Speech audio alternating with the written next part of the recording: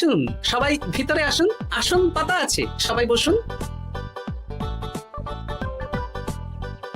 নাও এবার গান শুরু করো। দাঁড়ান মহারাজ, আমার গান আমি বাইরের লোককে শোনাতে চাই না। কু কু বাবা আমার কোকিলের মতন আওয়াজ করছে। কু। নাও নাও শুরু করো। আই উ। ওরে বাবা রে বাবা, আরে এত চিৎকার করছো কেন? থামো থামো থামো। এটা ভালো লাগছে না? অন্য গান শোনাচ্ছি তাহলে। আকাশে মেঘে বাতাসে বায়ু, জ্যোতিষী বলেছে আমার 100 বছর আয়ু।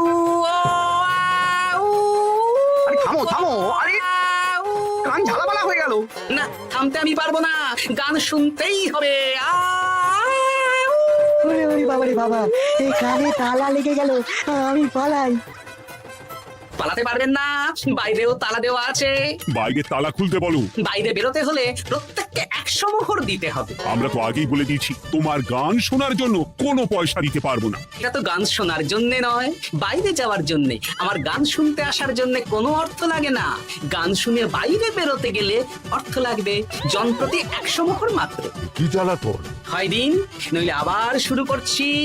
আই। থামো থামো। আপনারা কি সবাই দেবেন, না এখানেই থাকবেন?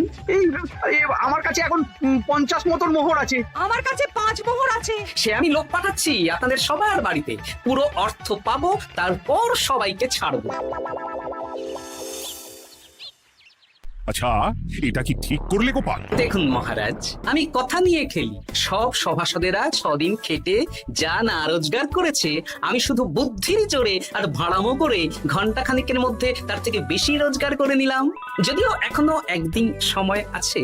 সত্যি গোপাল, তোমার বুদ্ধির জবাব নেই।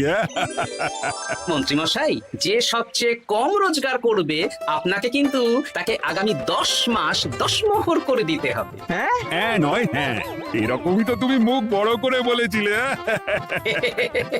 গিন্নি কই গো, ভোলাকে ডেকে আনো, ওর ধার আজকেই শোধ করে দেব। হ্যাঁ যাচ্ছি। হ্যাঁ আমরাও যাচ্ছি। গোপাল, কালকে রাজসভায় এসে তোমার পুরস্কারের অর্থটাও নিয়ে যেও। সে তো নিশ্চয়ই।